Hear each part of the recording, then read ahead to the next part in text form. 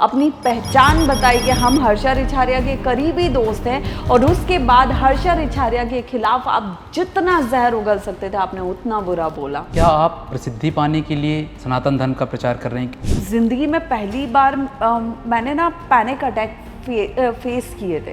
आपको लगता है कि महिलाओं को धार्मिक या राजनीतिक मंच में पुरुषों की तुलना में ज़्यादा संघर्ष करना पड़ रहा है अभी भी? तो हमें लगता है कि हाँ यार ये शकीला सही बोल रही है। आपका एक डीप फेक वीडियो वायरल हुआ सोशल मीडिया पे और वहाँ महिलाओं का आगे बढ़ना, महिलाओं का ज़्यादा नाम होना नहीं एक्सेप्टेबल है। नमस्कार, मैं हूं शिवम पांडे और आप देख रहे हैं पॉडकास्ट विद शिवम। मेरे साथ इस वक्त मौजूद हैं हर्षा रिछारिया जी। मैम, आपका बहुत बहुत स्वागत है पॉडकास्ट विद शिवम में। धन्यवाद। मैम, मैं आपसे सबसे पहले जानना चाहता हूं कि आपके आध्यात्मिक जीवन की शुरुआत कैसे हुई? देखिए, मेरा जो जन्म है ना वो ब्राह्मण परिवार में हुआ है, एक सनातन परिवार में हुआ है, बुंदेलखंड की धरती पे हुआ है।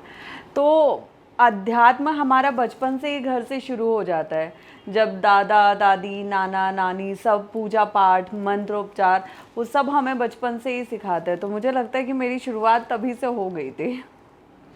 आप महादेव को सबसे ज़्यादा मानती हैं, तो ऐसा कोई वाक्य जिस महादेव की ओर आकर्षित करता हो? बहुत सारे इंसिडेंट हुए हैं। बीच में ऐसा भी हुआ था जब मैं महादेव से 1 साल के लिए नाराज़ हो गई थी। बीच में ऐसा भी हुआ था जब कॉलेज टाइम में मेरे पापा ने मेरी 2 साल पूजा बंद करवा दी थी, क्योंकि एक पंडित जी ने ऐसा बोला था कि अगर आपकी बेटी पूजा करती रही तो ये सन्यासी बन सकती है, घर छोड़ सकती है। तो लेकिन बार बार ज़िंदगी में कहता है कि सब कुछ उनका है, उनसे दूर आप जाओगे कहाँ, उनसे दूर भागोगे कहाँ, कण कण में शंकर है, तो लौट के तो वहीं जाना है सबको। तो बहुत बार ऐसी चीज़ें हुई कि जब मैं उनसे बात नहीं कर रही हूँ या कुछ और चीज़ें हुई, लेकिन फिर समझ में आता है कि नहीं, उनके बिना बेड़ा पार नहीं होगा।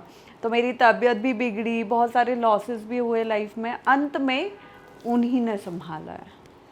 आप एआई को कितना सुरक्षित मानती हैं, जिस प्रकार आपका एक डीप फेक वीडियो वायरल हुआ सोशल मीडिया पे? एआई, देखिए आज के टाइम में ना सोशल मीडिया और एआई एक बहुत ही खतरनाक हथियार है। अब डिपेंड करता है कि ये किसके हाथ में पड़ता है। अगर सही व्यक्ति इसे सही तरीके से इस्तेमाल करे तो ये बहुत सुरक्षित है, बहुत काम का है, बहुत यूज़फुल है। लेकिन अगर वही कुछ मतलब ऐसे लोगों के हाथ में पड़ता है जिनकी सोच सही नहीं है, जिनकी नीयत सही नहीं है, तो ये किसी की भी लाइफ सोशल मीडिया एआई के थ्रू ख़राब करने की भी ताकत रखते हैं। और ख़ास तौर पे इसका सबसे बड़ा, मैं ये नहीं कहती कि लड़कों के साथ गलत नहीं होता, जेंडर का इससे कोई लेना देना होता नहीं है। जितना फ़र्क लड़कियों को पड़ता है उतना ही एक अच्छे घर के सब भी लड़कों को भी फ़र्क पड़ता है उससे। लेकिन लड़कियों को फिर भी थोड़ा सा ज़्यादा फ़र्क पड़ता है, क्योंकि उन्हें बहुत कुछ सोचना पड़ता है अपने घर परिवार का। आज जिस तरह की वीडियोस मेरे वायरल किए गए, ठीक है, उसके बाद नो डाउट कि हमारे देश में बहुत से समझदार युवा हैं जो देख रहे हैं और जिनको समझ में आ रहा है कि भाई ये फेक वीडियो है। लेकिन फिर भी कुछ ऐसे भी लोग हैं जिन्होंने मुझे लाइक मैसेज किए, कमेंट्स किए, मेल किए, डीएम किए कि लाइक मैम हमने तो आपका ऐसा वीडियो देखा है और आपसे हमें इस तरह की उम्मीद नहीं थी। तो मैं खुद से सवाल करने लगी कि क्या हमारे देश में अभी भी ऐसे लोग हैं जिन्हें फ़ेक और ओरिजिनल में फ़र्क समझ में नहीं आ रहा, जिनको उस वीडियो को देख के समझ में नहीं आ रहा कि ये फ़ेक बनाया हुआ है। तो उस समय मैं सबसे ज़्यादा डिस्टर्ब उन मैसेजेस से हुई, मुझे वीडियो से ज़्यादा फ़र्क मैसेजेस से पड़ा। तो फिर मुझे फ़र्क पड़ा। फिर जब मैंने पहली बार देखा तो मुझे ये लगा कि भाई मेरे परिवार तक ये वीडियो कभी नहीं पहुंचना चाहिए। हर लड़की यही भगवान से विनती करती है कि ऐसी कोई चीज़ हमारे परिवार तक ना पहुंचे। भले ही हमें पता है, हमारे परिवार को पता है कि इसमें गलती हमारी नहीं है, लेकिन मुझे वो दिन याद है कि जिस दिन मेरे भाई तक वो मैसेज पहुंचा था, वो जो जिस कदर वो 24 घंटे के लिए डिस्टर्ब हो गया था, वो मेरे लिए ज़्यादा बड़ा ट्रॉमा था। वो मेरे लिए बहुत बड़ा ट्रॉमा था। उसके बाद मैं टूटी हूँ। तो ये बहुत ख़तरनाक चीज़ है। और मुझे लगता है कि एआई, देखिए अगर गवर्नमेंट को ये लगता है ना कि एआई ज़रूरी है हमारे सिस्टम के लिए, हर चीज़ के लिए, तो मुझे लगता है कि एआई को ऑफिशियल कर देना चाहिए जिससे वो सही हाथों में रहे, जहाँ उसका उपयोग होना है वो वहाँ सही तरीके से उपयोग हो। ऐसे हर किसी के हाथों में चला जाना ना, आपको नहीं पता कि कितने लोग सही हैं और कितने लोग गलत, और इसका जो गलत इस्तेमाल हो रहा है वो बहुत से घर परिवारों को डिस्टर्ब कर रहा है। मैम, यदि आपको एक दिन बिना कैमरे, बिना इंटरनेट और बिना फ़ोन के रहने को कहा जाए, तो उस दिन आप सबसे ज़्यादा क्या करेंगे? मैं रही हूँ ऐसे। मुझे याद है 2023 में मैं यहाँ से निकल के ऋषिकेश गई। उस वक्त में लाइक मेरी तबीयत बहुत ज़्यादा ख़राब चल रही थी और मेरी लाइफ में कुछ ऐसे इंसिडेंट हुए थे कि एक डॉक्टर ने मेरा फेस ख़राब कर दिया था। मेरा फेस ख़राब हो गया, और जब आप कैमरा पर्सन होते हैं, स्टेज पर्सन होते हैं, आपका पूरा काम ही फेस से चल रहा है, आप मुँह छुपा के कहीं नहीं घूम सकते हैं। मुझे 3 महीने मास्क लगा के घूमना पड़ा और मेरे बराबर ट्रीटमेंट पे ट्रीटमेंट चल रहे थे। मैं बहुत गंदा ट्रॉमा में आ गई थी, और ज़िंदगी में पहली बार मैंने ना पैनिक अटैक फेस किए थे। मेरे साइकियाट्रिस्ट से ट्रीटमेंट चल रहे, और मैं बहुत ज़्यादा, मतलब मुझे लगता है कि जो हर्षा ओरिजिनल थी उससे पहले ना वो एक बहुत कमज़ोर पर्सनैलिटी बन गई थी, कि मुझे ये लगता था कि अब तो मुझे कुछ भी हो जाएगा। मैं इतना ज़्यादा ट्रॉमा में आ गई थी। तो उस टाइम पे लाइक मैं ऋषिकेश गई जैसे तैसे हिम्मत करके यहाँ से निकल के, और मैंने 1 महीने के लिए अपना फ़ोन, अपना सोशल मीडिया सब बंद कर दिया था। मैंने सोशल मीडिया डीएक्टिवेट कर दिए थे, सारे आईडीज़। और मेरा ये था कि मुझे पहले खुद को हील करना है, क्योंकि मैं कुछ नहीं कर सकती थी, कुछ भी नहीं। मेरे इतने ट्रीटमेंट हो गए, मेरा चेहरा ठीक नहीं हो रहा, मेरा दिमाग ठीक नहीं हो रहा, डॉक्टर मुझे सिर्फ नींद की दवाइयाँ दे रहे।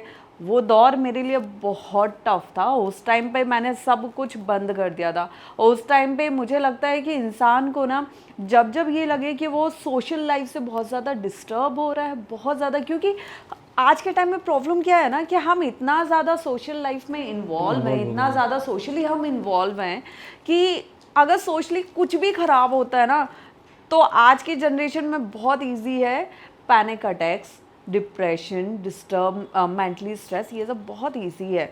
तो उस टाइम पे आप ये सब बंद कर दो।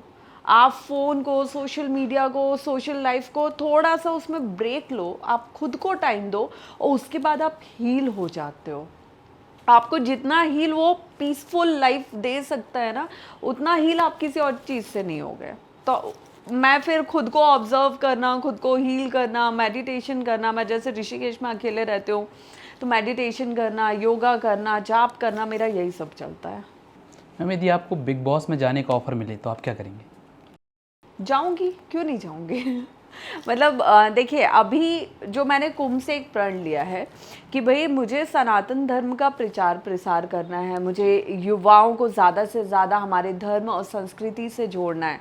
तो मुझे हर वो प्लेटफॉर्म, हर वो मंच जहाँ से मैं एक जगह खड़े होके, जैसे आज आपके चैनल में बैठ के मैं हज़ारों लाखों लोगों तक अपनी बात पहुँचा सकती हूँ, तो मुझे लगता है कि ये मेरे लिए बहुत अच्छी अपॉर्चुनिटी है। और किसी को भी अगर इस तरह से ज़्यादा लोगों को जुड़ना है तो हमें ऐसे मौके में जाना चाहिए, उसको एक्सेप्ट करना चाहिए। आपको लगता है कि महिलाओं को धार्मिक या राजनीतिक मंच में पुरुषों की तुलना में ज़्यादा संघर्ष करना पड़ रहा है अभी भी? हाँ, बहुत ज़्यादा। क्योंकि जब मैं कुंभ में गई थी, या जब से मैं थोड़ा अध्यात्म के रास्ते पे आगे चली हूँ, तो मुझे ये लग रहा था कि ग्लैमर की लाइफ में नो डाउट थोड़ा सा अभी ना चीज़ें अलग हो गई हैं, लोग आपको अलग नज़र से देखते हैं, हर चीज़ होती है।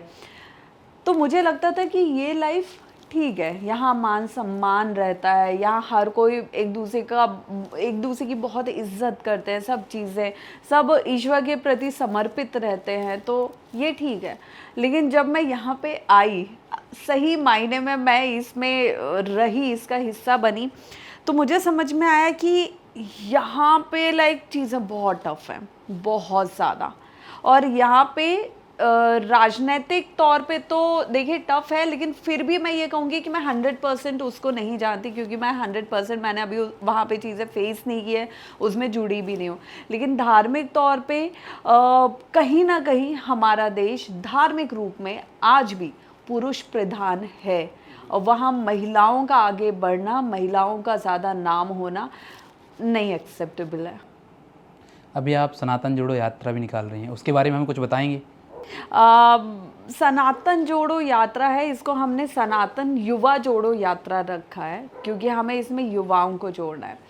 अभी आप देखिए कितना हमारे सनातन धर्म में लोगों का ब्रेन वॉश करने की कोशिश की जाती है, राशन पानी देने के नाम पे उनको धर्म परिवर्तन किया जाता है, कितनी कुछ चीज़ें चल रही हैं। और अगर आप कभी ये वृंदावन से संभल आप गए हो, मतलब मैं तो अभी कुछ दिन पहले ही संभल गई थी होली के पास, जब संभल में गई ना, संभल में सिर्फ 15% हिंदू परिवार है, बाकी सब तो वहाँ से पलायन कर गए।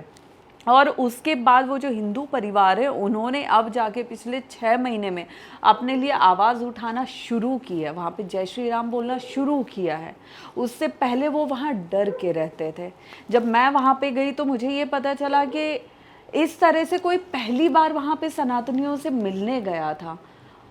उस समय जितनी भी मातृशक्ति थी, जितने भी सनातनी हमारे भाई बहन थे, उनके अंदर जो मैंने हिम्मत देखी ना, तो वो मुझे लगा कि नहीं, यहाँ बहुत ज़्यादा ज़रूरत है हम सबको आगे आने की। और संभल में जो 1978 में हुआ, कश्मीर में तो बाद में हुआ, अजमेर में भी बाद में हुआ, लेकिन संभल में सबसे पहले हुआ, तो वो आज भी कहीं ना कहीं वहाँ पे सनातनी भाई बहनों के दिलो दिमाग में बैठा हुआ है। और हम सब अगर उनका सपोर्ट बनेंगे ना, तो कहीं ना कहीं वो भी अपने हक में अपने लिए आवाज़ उठा पाएंगे। तो इसीलिए मैंने ये सोचा कि कहीं ना कहीं वृंदावन से 14 अप्रैल को सुबह हम यात्रा शुरू करेंगे और ये पूरी पद यात्रा रहेगी। और जहाँ पे वृंदावन में भगवान श्री हरि विष्णु के अष्ट अवतार ने जन्म लिया था, उसके बाद हम यहाँ पहुँचेंगे कल्कि में, जहाँ श्री हरि विष्णु के 10वें अवतार कल्कि भगवान का अवतार लेंगे। तो वहाँ पे हम इसका समापन करेंगे बहुत अच्छे से, जो पूरी एक हफ्ते की पद यात्रा रहेगी। और इसमें ज़्यादा से ज़्यादा युवाओं को, और उससे भी ज़्यादा मैं चाहती हूँ कि मातृशक्ति, नारी शक्ति इसमें आगे आए। तो अभी कोशिश कर रहे हैं, बाकी देखते हैं, जैसे प्रभु की इच्छा। आधुनिक युग में हिंदू राष्ट्र और अखंड भारत के बारे में आप क्या सोचते हैं? देखिए, मुझे लगता है कि आज के युग में, आधुनिक युग में हिंदू राष्ट्र और अखंड भारत की अब हम ज़्यादा अच्छे से चर्चा कर सकते हैं, क्योंकि अब जितना हम आधुनिक हो रहे हैं ना, उतना एक बहुत ही अपने घर से बैठ के भी ना आप टेक्नोलॉजी के थ्रू और सोशल मीडिया के थ्रू दूर दूर तक अपनी बात पहुंचा सकते हैं। और अपने धर्म के बारे में, अपनी संस्कृति के बारे में, अपने इतिहास के बारे में आप सबको एक मंच से बता सकते हैं। और देखिए ना, अभी अगर हम यूपी गवर्नमेंट की भी बात करें, उन्होंने जितने एफर्ट के साथ, जितनी मेहनत के साथ, जितनी कुशलता के साथ इस महाकुंभ को भव्य कुंभ का रूप दिया, भव्य महाकुंभ का रूप दिया है, जिसकी चर्चा ना सिर्फ हमारे देश में बल्कि विश्व के हर कोने में हो रही थी। वो इसीलिए हो रही थी क्योंकि आज हम टेक्नोलॉजी से इतने जुड़े हैं कि आज हम दूर दूर तक अपने धर्म और संस्कृति का परचम लहरा पा रहे हैं। तो मुझे लगता है कि अब जितना ज़्यादा हम आधुनिकता की तरफ बढ़ रहे हैं, उतना ज़्यादा हम युवाओं में, देश के कोने कोने, विश्व के कोने कोने में अपने धर्म और संस्कृति को पहुंचा पा रहे हैं। अगर आपको किसी राजनीतिक दल से चुनाव लड़ने का मौका मिले तो आप चुनाव लड़ेंगे? देखिए, अभी टू बी वेरी ऑनेस्ट मैंने इस बारे में सोचा नहीं है, लेकिन हाँ, आगे कभी ऐसा होता है तो डिपेंड करता है कि कहाँ से ऑफ़र मिला है। पहले आप एंकरिंग और मॉडलिंग करती थी, फिर आप पूर्णतः आध्यात्मिक जीवन में आ गई, इसका कोई कारण? देखिए, एंकरिंग मॉडलिंग करने का मतलब ये नहीं था कि मैं तब आध्यात्मिक नहीं थी, मैं तब भी आध्यात्मिक थी। लेकिन हाँ, तब मैं अपने काम पे भी फोकस कर रही थी कि काम पे ज़्यादा फोकस करना है। एक वो आजकल एक दौड़ चली है ना, पैसे कमाने की होड़, कि अच्छा लाइफस्टाइल चाहिए, सब कुछ अच्छा चाहिए, नाम चाहिए, फेम चाहिए, ग्लैमर चाहिए, तो वो सारा था।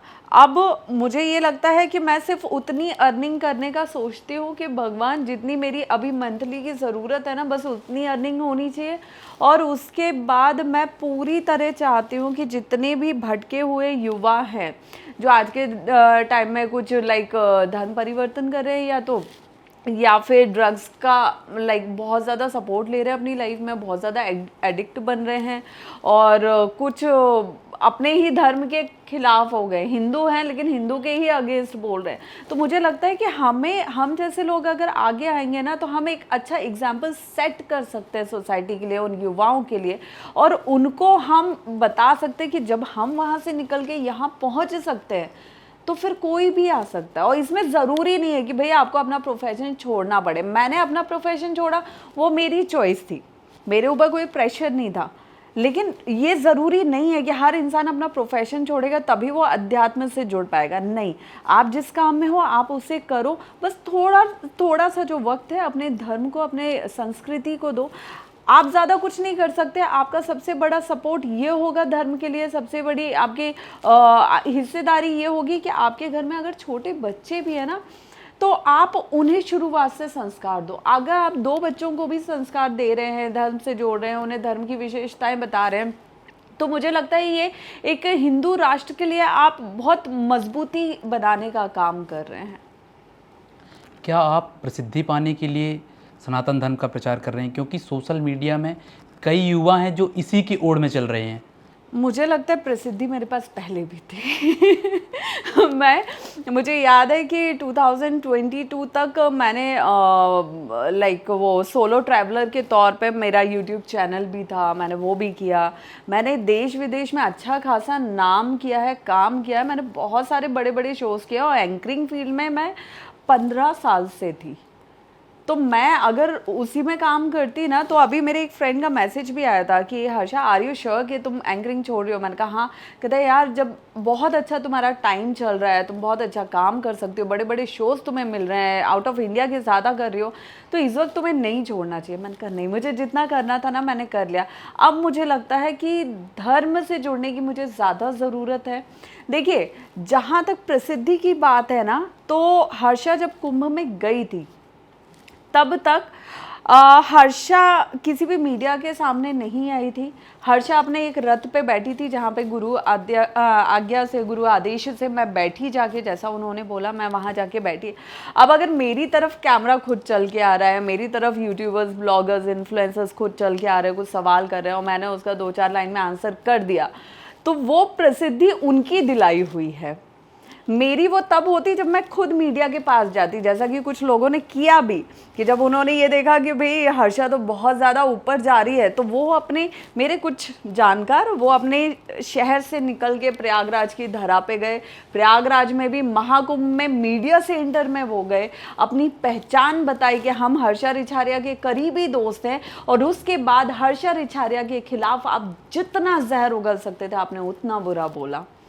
ये होता है प्रसिद्धि पाना। मैं किसी के पास नहीं गई थी, मुझे जो भी दिया वो मेरे महादेव ने दिया है। क्या सनातनी ख्याति प्राप्त करने के बाद आप दोबारा मॉडलिंग, एंकरिंग लाइन में जाएंगी? जा सकती थी। महाकुंभ तो कब का ख़त्म हो गया। मुझे लगता है महाकुंभ, मैं महाकुंभ से निकल के आई थी 4 फ़रवरी को, 4 फरवरी को, और अभी 4 अप्रैल भी निकल गया। ऑलमोस्ट 2 महीने हो गए मुझे महाकुंभ से आए हुए, तो मैं आराम से वापस जा सकती थी, मैं अपना काम स्टार्ट कर सकती थी। लेकिन मैं आज भी धार्मिक कार्यक्रमों में जा रही हूँ। जितना ज़्यादा मैं लोगों के अंदर अभी उस चीज़ को, सनातन धर्म को लेके, संस्कृति को लेके, सनातन विचारधारा को लेके मैं जो बात कर रही हूँ, लोगों से बातें सुन रही हूँ, तो मुझे लग रहा है कि वो मेरा आज के टाइम में मेन उद्देश्य है, मेरी ज़िंदगी का मेन उद्देश्य है कि अब मुझे जो भी करना है वो सनातन के लिए करना। अंत में सनातन और आधुनिक युग के युवाओं के लिए कोई आपकी तरह से संदेश? देखिए, संदेश मेरा सबसे पहले तो मैं बार बार हर अपने मीडिया बाइट में भी ये बात बोलती हूँ कि युवाओं से पहले मेरा जो संदेश है वो उनके परिवारों के लिए है, कि अगर आप चाहते हैं कि आपके घर में राम आए, है ना, राम जैसे बच्चे, हमें कितना अच्छा लगता है कि राम जी ने क्या क्या किया, मर्यादा पुरुषोत्तम श्री राम, तो तब हमें माता पिता भी कैसा बनना होगा, महाराज दशरथ जैसा, है ना। तो जब तक हम वैसे नहीं बनेंगे तब तक हमारे बच्चे क्या बनेंगे, कुछ नहीं बनेंगे। तो पहले तो माता पिता को खुद पे काम करना पड़ेगा, वो अपने बच्चों को वैसे पालन पोषण करें, उनके अंदर वैसी विचारधारा लाएं कि आपके बच्चे ताउम्र आपके बारे में सोचें। सबसे पहले बच्चों का कर्तव्य, मैं कहती हूँ कि भगवान की पूजा भी दूसरे नंबर पे आती है, पहले माता पिता की पूजा आती है। तो जब तक बच्चे परिवार से ही नहीं जुड़ेंगे तब तक वो अपने धर्म से नहीं जुड़ पाएंगे, क्योंकि जो धर्म से जुड़ा हुआ युवा होगा ना, वो सबसे पहले अपने माता पिता की कदर करना जानता होगा, उनका मान सम्मान करना जानता होगा। और जो घर में 2 अगरबत्ती लगाना नहीं जानता, जो माँ बाप को इज्जत की नज़र से नहीं देख रहा, उनको चिल्ला के बात कर रहा, उनसे बात नहीं कर रहा, दोस्तों को ज़्यादा अहमियत दे रहा, तो मुझे लगता है कि ऐसा बच्चा फिर समाज में जाके क्या सुधार करेगा, क्योंकि हर चीज़ की शुरुआत हमारे परिवार से होती है। तो माता पिता को इस पे ज़्यादा फोकस करना होगा कि अगर आप चाहते हैं आने वाले वक्त में आप खुद को वृद्धाश्रम में नहीं देखना चाहते हैं, तो आप अपने बच्चों की वैसे परवरिश कीजिए। ये आजकल चला है ना एक ट्रेंड कि हम अपने बच्चों के साथ बहुत ओपन माइंडेड रहते हैं। तो देखिए, ओपन माइंडेड कुछ नहीं होता, ये सिर्फ संस्कारों का काम है। आप जैसे संस्कार देंगे, आप जैसा बीज बोएंगे, वैसे ही आप फसल काटेंगे। तो आप ओपन माइंडेड के तौर पे ठीक है, अपने बच्चों के साथ दोस्तों जैसे बात करना, रिश्ता रखना अच्छी बात है, लेकिन उसके भी कुछ दायरे होते हैं। दोस्तों में और माता पिता में तब भी फ़र्क होता है। तो वो शुरुआत माता पिता से होगी, और उसके बाद युवाओं का ये फ़र्ज़ है, ये जिम्मेदारी है कि वो अपने धर्म की ध्वजा आगे लेके चलें, और किसी और के धर्म के बारे में बात करने से पहले आप अपने धर्म की बारीकी जानें, अपना गौरवशाली इतिहास जानें, अपनी धर्म, अपनी संस्कृति को जानें। उसके बाद आप, क्योंकि अभी क्या हो रहा है ना कि हम खुद के धर्म को जानते ही नहीं है, हम जानते नहीं है, इसलिए हम बहुत जल्दी दूसरों से इन्फ्लुएंस हो जाते हैं। जैसे अभी वो केरला फाइल्स आई थी, तो उसमें क्या हुआ कि दूसरा कोई हमें तभी इन्फ्लुएंस करता है जब हमें खुद के भगवान के बारे में नहीं पता, खुद के धर्म के बारे में नहीं पता, हम उसके क्वेश्चन के आंसर नहीं कर पा रहे, तो हमें लगता है कि हाँ यार ये शकीला सही बोल रही है। तो इसलिए ज़रूरी है कि हम खुद के बारे में जानें, अपने बारे में जानें, अपने इतिहास के बारे में जानें, और जब हमें वो सब पता होगा तो हम किसी से इन्फ्लुएंस नहीं होंगे। तो ये युवाओं की सबसे बड़ी जिम्मेदारी है कि दूसरे का फेवर लेने से अच्छा है दूसरे के धर्म को मानने से पहले आप खुद के धर्म को जानें। अंतिम सवाल है, जो आपकी यात्रा निकल रही है तो वो कितने दिन की होगी, और जो लोग जुड़ना चाहते हैं तो वो कैसे जुड़ें, ये सब थोड़ा सा विस्तार से बता दें। देखिए, ये यात्रा जो होगी, जैसा कि मैंने आपको बताया, 14 अप्रैल की मॉर्निंग वृंदावन से शुरू होगी, और अभी इसकी जानकारी 2 दिन में पूरी आ जाएगी सोशल मीडिया में कि वृंदावन में स्पेशली किस पर्टिकुलर किस जगह से हम इसे स्टार्ट कर रहे हैं। और ये 7 दिन में फिर संभल पहुंचेगी, और संभल में बहुत अच्छे भव्य कार्यक्रम के साथ इसका भगवान कल्कि का एक बहुत प्राचीन मंदिर है संभल के अंदर, वहाँ पे हम इसका समापन करेंगे। 7 दिन की ये जो पूरी यात्रा रहेगी, इसमें मतलब बहुत से युवाओं को, नारी शक्ति को, हर वर्ग के लोगों को, क्योंकि सनातनी मतलब सनातनी होता है, इसमें कोई जाति पाति नहीं आती है, तो हम सबको अपना हिस्सा बनाएंगे, सबका हिस्सा बनेंगे। क्योंकि जब धर्म की बात आती है ना, तो धर्म का जो ध्वज होता है या धर्म की जो यात्रा होती है, धार्मिक यात्रा होती है, वो किसी भी एक व्यक्ति विशेष की नहीं होती, ये पूरे धर्म के लोगों की होती है। तो सब इसका हिस्सा बने, और जो अभी मैं कुछ दिन में, मतलब लाइक 2 दिन में सारे नंबर्स जिस पे कॉल कर सकते हैं, कनेक्ट कर सकते हैं, वो सब अभी मैं देने वाली हूँ सोशल मीडिया के माध्यम से। आपसे जुड़कर बहुत अच्छा लगा, थैंक यू सो मच। धन्यवाद।